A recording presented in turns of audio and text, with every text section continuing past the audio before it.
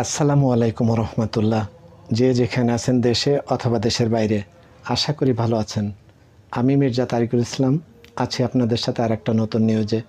Viewers, Nahid Islam এনসিপির আহ্বায়ক, তিনি নির্বাচনকে কেন্দ্র করে একটি গুরুত্বপূর্ণ কথা বলেছেন। সেই কথাগুলোতে আমরা যাব। নিউজটিতে যাওয়ার আগে আমি অনুরোধ করব, আপনি যদি এই চ্যানেলে প্রথম হয়ে থাকেন তাহলে চ্যানেলটিকে সাবস্ক্রাইব করে বেল বাটনটি অন করে দিয়ে আমাদের সাথে থাকবেন। চলুন দেখে নিউজটিতে কী লিখেছে। সংস্কার ও বিচার ছাড়া নির্বাচন চাপিয়ে দেওয়া হচ্ছে, এটা হেডলাইন করেছে নিউজের। এর ভেতরে কী লিখেছে চলুন দেখি।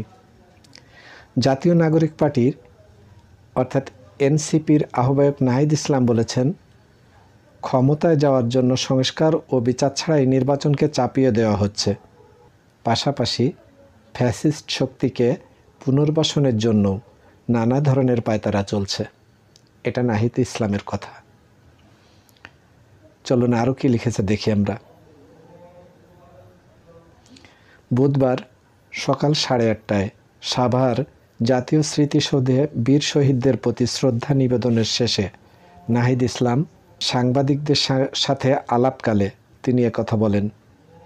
এ সময় দলের মুখ্য সমন্বয়ক নাসির উদ্দিন পাটোয়ারি সহ এনসিপির সিনিয়র নেতারা উপস্থিত ছিলেন।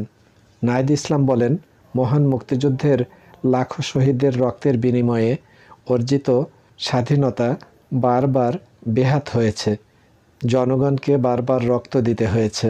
সামনের দিনগুলোতে যাতে জনগণকে আর রক্ত দিতে না হয় সেটাই প্রত্যাশা। তিনি বলেন, ৭১ এবং ২৪ আলাদা কিছু নয়।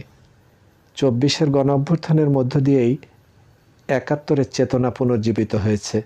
এনসিপির আহ্বায়ক বলেন, তাদের দল বিচার, সংস্কার ও গণপরিষদ নির্বাচনের দাবি জানিয়ে আসছে। এই পথেই জাতির উত্তরণ সম্ভব। সংস্কার ও বিচার ছাড়া কোনো দলকে ক্ষমতায় বসানোর জন্য নির্বাচন চাপিয়ে দেওয়া হলে তা মেনে নেওয়া হবে না। বিএনপি নেতা মির্জা আব্বাসের বক্তব্যের সমালোচনা করে নাহিদ ইসলাম বলেন, ২৪-এর গণঅভ্যুত্থানকে যারা ৭১-এর সঙ্গে পরস্পর বিরোধী হিসেবে উপস্থাপন করছেন তাদের উদ্দেশ্য অসৎ। রাজনৈতিক দলগুলোর মধ্যে ফাটল প্রসঙ্গে তিনি বলেন, জাতীয় ঐক্যের যে পাটাতন তৈরি হয়েছিল এখনও সেখানেই আছে। দেশের স্বার্থে সবাইকে এই পাটাতনে থাকতে হবে। ভিউয়ার্স, এই ছিল এই নিউজটি। এই নিউজটি প্রকাশ করেছে 24 লাইভ নিউজ পেপার, একটি অনলাইন পত্রিকা।